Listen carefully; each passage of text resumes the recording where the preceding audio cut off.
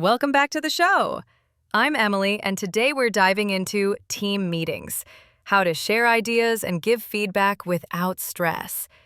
If you enjoy learning with us, hit subscribe so you never miss an episode. And I'm Zach. Here's the roadmap. Easy openings, giving opinions, agreeing and disagreeing, and asking for clarification. Real phrases from real meetings. Nothing textbook. Quick story. Last Monday, I disagreed with my manager about a timeline. I breathed and said, "I see your point. My concern is the testing time." It softened the message and kept the mood positive. That reminds me. Last quarter, I interrupted a teammate. Not great. I fixed it with, "Please finish your thought." Turn-taking matters. That opened space, and his idea improved mine. Two helpful words today: agenda and facilitator. The agenda is the meeting plan. The facilitator guides the flow. When those are clear, it's easier to speak up and stay on track. If meetings make you nervous, you're not alone. Simple frames help. I often start with, "From my perspective." It signals your view, not a command, and invites others to build on it. For clarity, I like, "Just to clarify, do we mean Friday morning or end of day?" Clarify means make something clear. Small checks save time and reduce those awkward last-minute surprises. We'll also touch on constructive feedback, how to be honest and kind. I say, what's working is, and one thing to improve is, balanced feedback keeps trust while moving the work forward. Recap. Openings, opinions, agreement, disagreement, clarification, feedback. If this sounds useful, tap subscribe and the bell. New episodes arrive weekly with practical, friendly English. Speaking of openings, let's warm up the room. Small talk, tone, and 1-minute check-ins. Grab your coffee, relax your shoulders, and come with us into the meeting. Ready?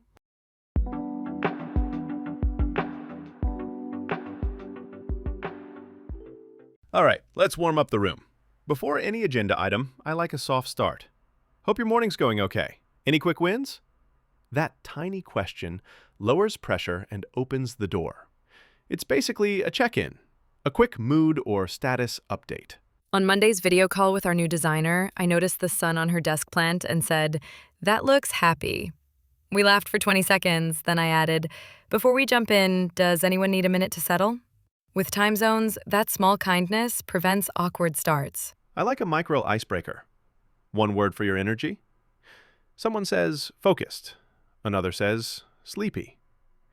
Icebreaker just means a small activity that helps people relax. From there, I set the pace and ask, should we time box updates to 5 minutes? Time box means a fixed time limit. Names matter. I often ask gently, "Did I say your name right?"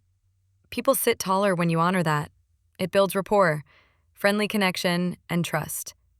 If cameras feel heavy, I add, "Camera optional today." When bandwidth is tight, that's slow internet, audio only keeps things smooth. My polite open is simple. Thanks for making the time. Our goal is to choose a design direction. Then I check, does 20 minutes work for everyone? And any blockers? A blocker is anything that could stop progress. Clear, kind starts make speaking up easier. I learned this the hard way. I once jumped straight into numbers and the room went cold. I paused and said, "Any quick wins from this week?" One teammate shared a small success. Energy lifted and our decision took 5 minutes instead of 15. Warm first, then work. Short recap. Greeting, tiny small talk, a 1-minute check-in, confirm agenda, time box the updates, name check, camera or bandwidth note, and a clear goal. When tone is respectful, ideas flow faster, and feedback sounds about the work, not the person. My favorite opener when the meeting feels rushed is, "Quick heads up, I'm aiming to end 5 minutes early so you can breathe between calls." Then I segue, smooth transition. "All right, shall we kick off?"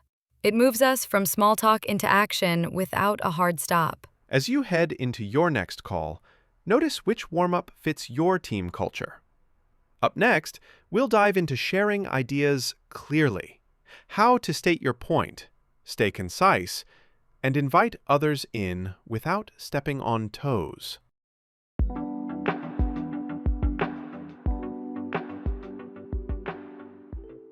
Let's dig into sharing ideas clearly. In meetings, I give my brain a frame: context, opinion, reason, example, and an invitation.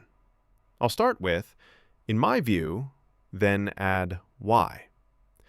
A frame just means a simple structure that guides your words. In our product sync yesterday, I said, in my view, we should delay the launch by 2 days because testing is still catching small bugs. Then I added, for example, the checkout error from last night. I finished with, how does that sound? The room relaxed.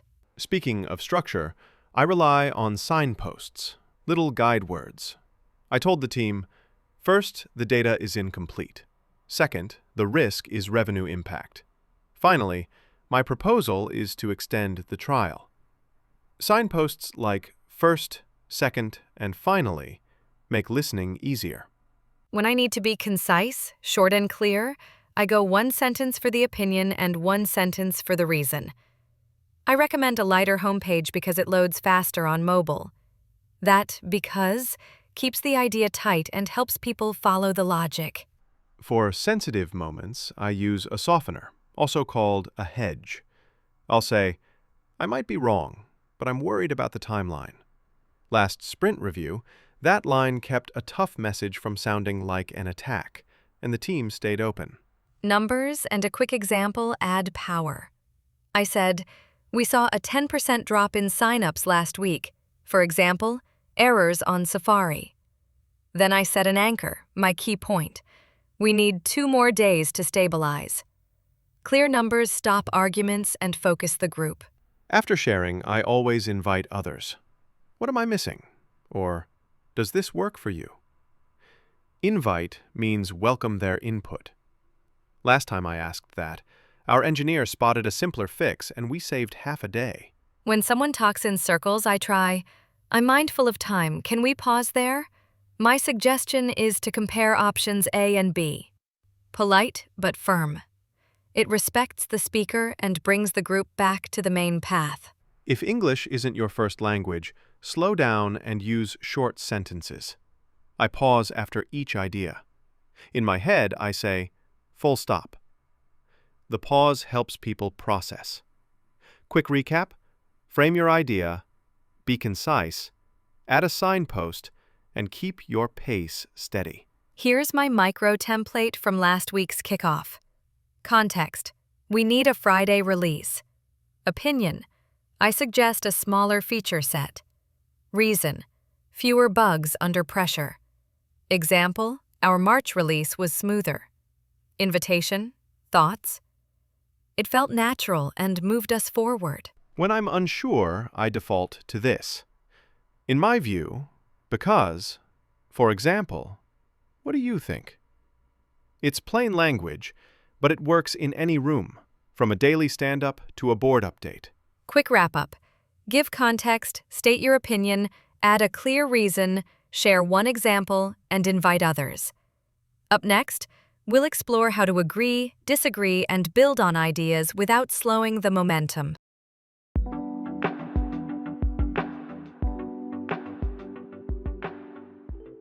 Let's get into agreeing, disagreeing, and building on ideas.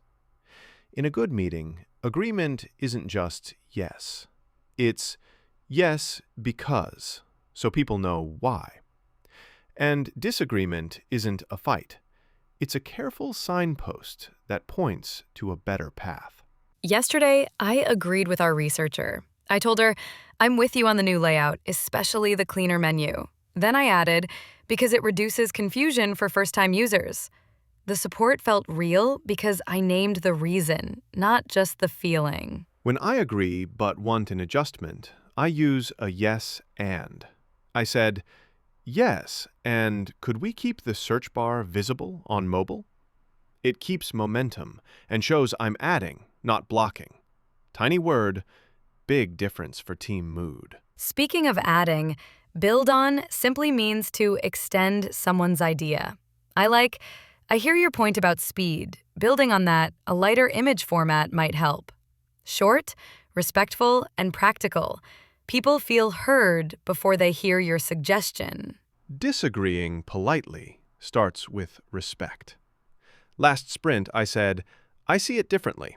From a customer angle, this change might slow checkout. Then I added, my concern is the extra click.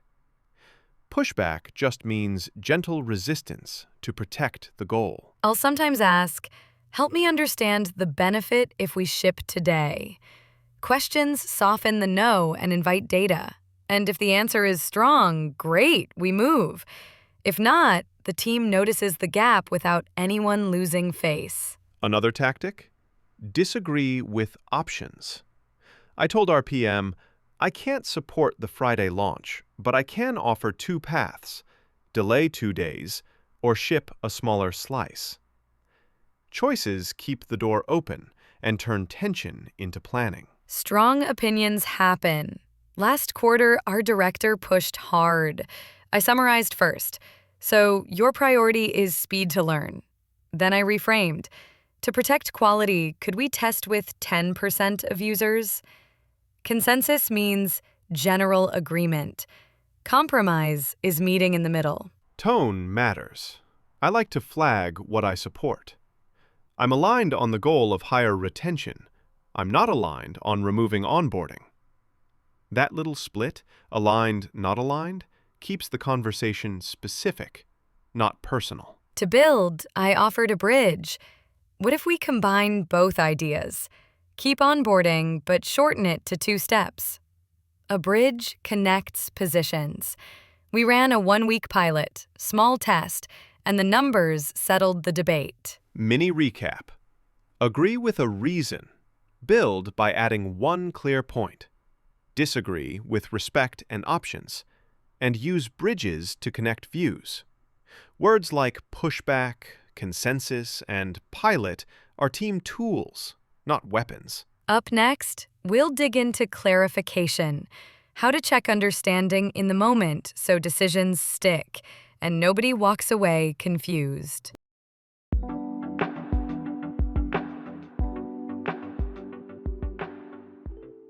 Let's talk about clarity in the moment.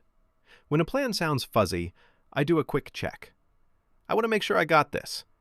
Then I ask one simple question. It lowers stress and saves rework later. Speaking of that, last week our vendor said, "We'll deliver Friday." My heart stopped. Morning or end of day? I smiled and asked, "Just to clarify, do you mean Friday morning or by 6 p.m.? Clarify simply means make it clear. I also echo and check back. After a long update, I said, so, if I heard you right, we test Tuesday and release Wednesday. That's paraphrasing, repeating the idea in your own words. The manager nodded, and we moved on.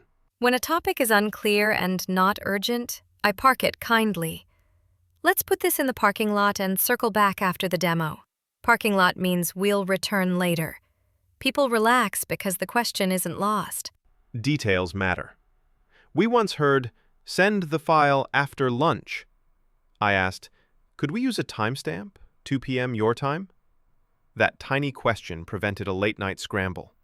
Specific time beats soft words like soon or later. Tech issues happen. On a choppy call, I said, could you repeat that last part? Audio cut out after metrics. Short, neutral, no blame.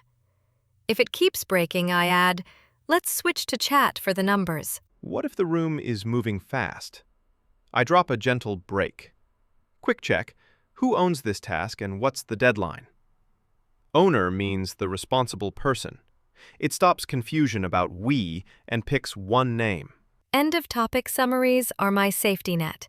I'll say, here's my understanding. Maya drafts the brief today. Diego reviews tomorrow. We share Friday. Action items are the next steps with names and dates. People love that clarity. Jargon can hide meaning.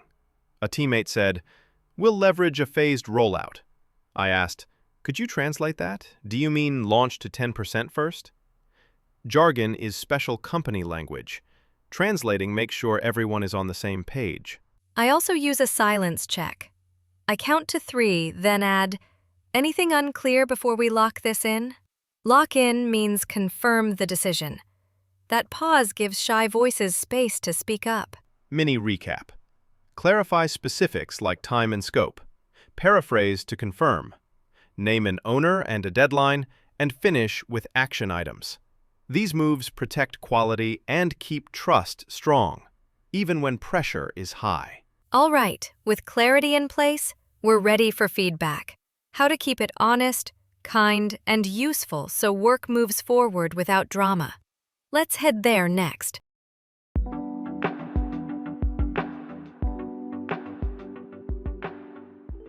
Let's talk about feedback that actually helps. For me, polite feedback keeps the work moving and the team happy. I think of 2 lanes: how to give it and how to receive it without getting defensive. Quick story. Our developer shared a 20-slide deck. I told her, what's working is the clear screenshots. One thing to improve is the length, maybe cut to 10. That balance felt kind and useful. Constructive just means helpful for progress. I lean on a simple shape: when, what, result. Yesterday in the demo, I said, when the intro ran 8 minutes, the team lost focus. The result was fewer questions. Then I added, actionable fix, a 3-minute cap. Actionable means a clear next step. Receiving feedback is a skill too. Last week I felt my shoulders rise. Instead of arguing, I breathed and asked, what would success look like to you? That question cooled the room and gave me a target I could actually hit. Timing matters. I avoid public call-outs. I booked a quick one-to-one and started with, my goal is to help you shine. Okay to share a thought? Permission softens the moment. A one-to-one is a short private chat, just 2 people. Specific beats vague. Instead of, your slides are bad, I said, 2 slides had tiny text. On mobile it was hard to read. Then I offered a suggestion. Let's bump the font and trim duplicate bullets. Small changes feel doable and respectful. Requests sound better than commands. I tried, could we try a tighter intro? Or, would it work if we show the result first? That phrasing keeps dignity. I also assume positive intent, believe the person meant well, so my tone stays kind. Feedback upward can be tricky. I told my manager, I appreciate the direction. I'm worried about quality if we rush today. Then I offered options. Delay 24 hours or ship a smaller slice. Options reduce pressure and invite a decision.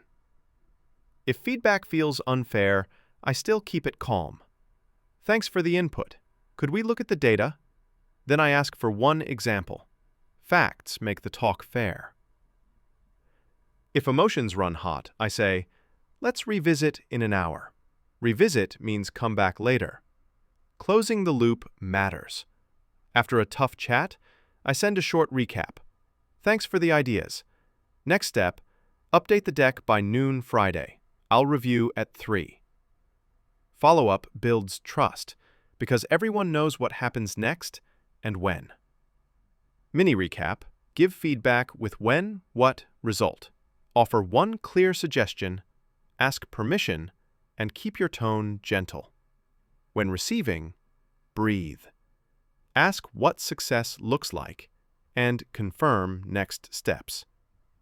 All right, we're set for momentum. Up next, we'll move into action items, clear owners, and follow-ups, so decisions turn into real progress without chasing people around.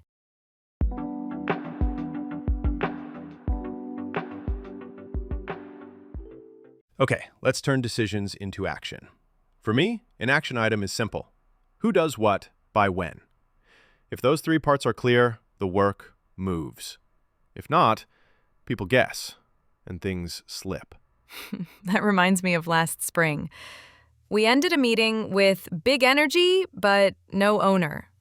2 days later, Silence. Now I close the loop in the room. Who's taking this, and what's the deadline we're comfortable with? My short checklist is owner, deadline, deliverable. Owner is the person responsible.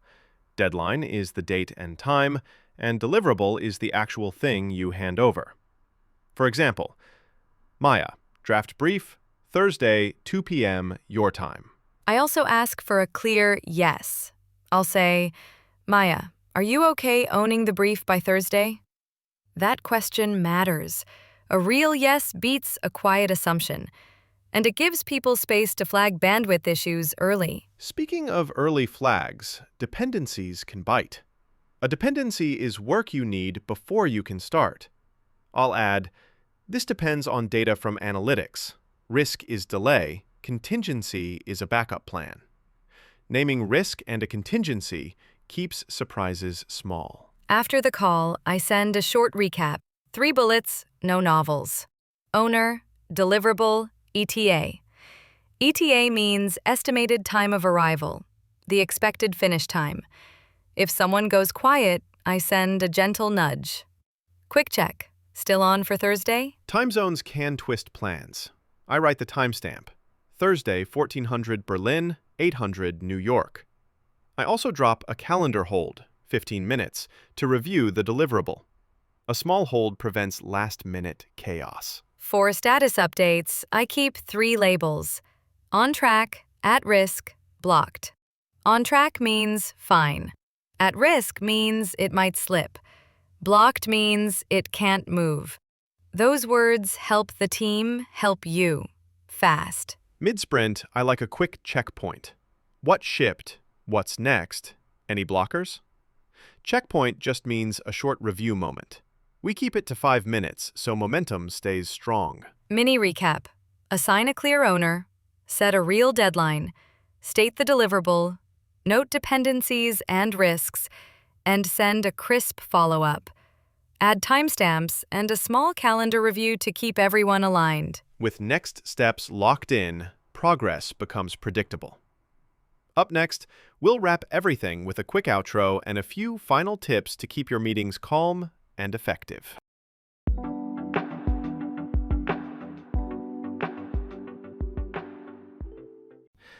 Let's wrap with a simple idea.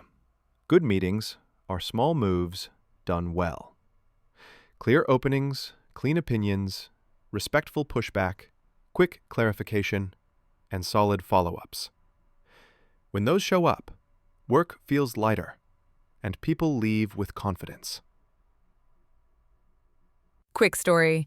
Last month we had a launch retro that started messy. I paused and summarized. Here's my understanding. 2 bugs to fix, 1 copy tweak, and a data check. Then I asked, who owns each and by when? The mood changed from frustrated to focused in 30 seconds.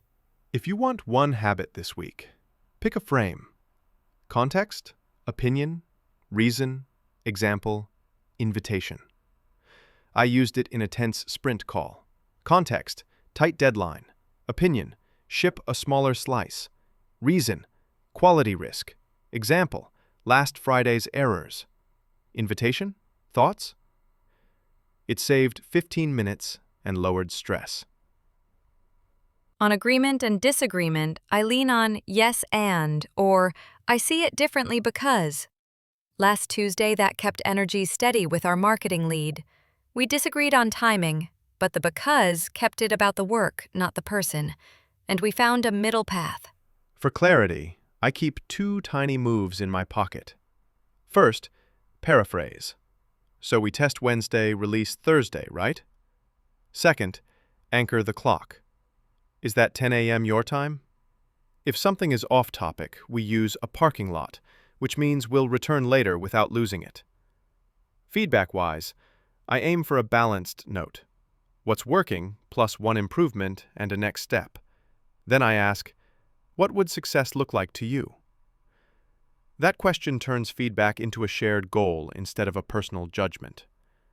Turning talk into action, I name 3 parts out loud. Owner, deliverable, deadline.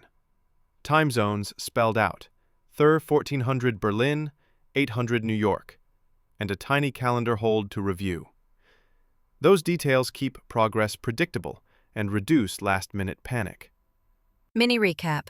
Soft start. Clear frame. Reasoned agreement or options. Clarify specifics. Kind feedback. And crisp action items. Pick one move for your next meeting and notice how the tone changes. Before we go, Emily, what's your one thing for next week? I'm curious which habit you'll double down on. The 3-second pause before decisions. I count silently. 1, 2, 3. Then ask, anything unclear? It's tiny, but it catches last questions and saves future headaches. I'm with you. I'll keep naming owner and deadline out loud. Thanks for hanging out with us today. Follow the show, share it with a teammate, and we'll see you in the next episode.